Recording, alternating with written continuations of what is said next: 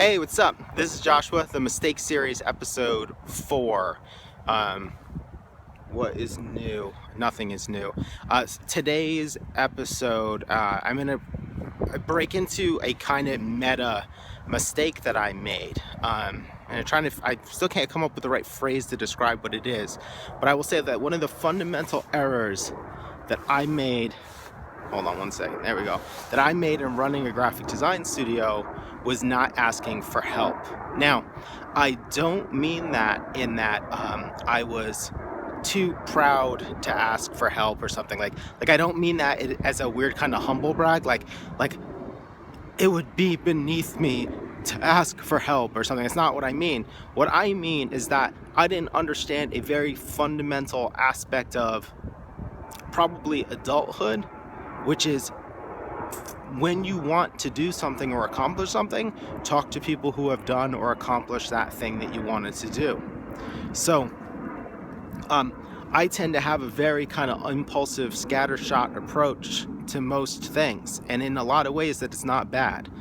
Doing a video blog that requires nothing more than me finding some trees or a scenic spot to stand in front of, record for 5 to 10 minutes, upload to YouTube for free, and in general not demand a huge part of my life, and I have no intention of monetizing, that's not really a big deal. Like that the downside is so low, and it's not like I'm trying to get famous off of doing this. I'm just trying to do it because I think it's valuable and I enjoy doing it.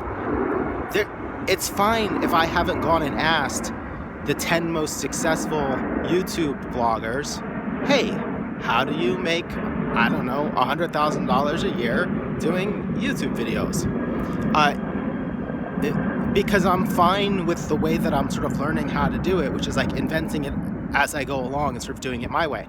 But starting a graphic design business where you deal with clients and you have to pay rent and you have to pay insurance and you have to buy equipment and you have to make a living, and not asking people how they did that was a massive mistake. And I wish I could say it never occurred to me to do that. It's so stupid. I can't get over why it wasn't until maybe the last 5 years that it started to like break into my head that you should look for models and how you do something, and you should actually find out how those models work, and you should find out the sort of the tricks and tips and grubby hacks that sit below the surface. You have to excuse me, it's windy out, my hands are freezing already. So I never did that, and as such, that is a key component in running my business into the ground. Because if I had gone and talked to people who had done it, and maybe if I had gone and talked to other people who had run their business into the ground, I would have heard a story that was very reminiscent of the one that I was living at that moment. And so I'm trying to think how to sort of parse this or wrap it up. But it's very simple. Like if you have a goal that you actually want to achieve, and that there is some risk involved with, go and find out how other people have done it. And of course, ask more than one, because you want to get past the success bias. You don't want to get stupid answers like, oh, I just worked really hard and my work speaks for itself, because that's a nonsense answer. Everyone thinks that, but that's not true. You want to find out the actual things that they did to ensure success, and figure out which of those are replicable and provable, and which ones have been executed by multiple people. I probably did enough dumb stuff that who knows, hold on one second, switch hands, who knows if that really would have saved my studio, but it might have saved a lot of headaches, and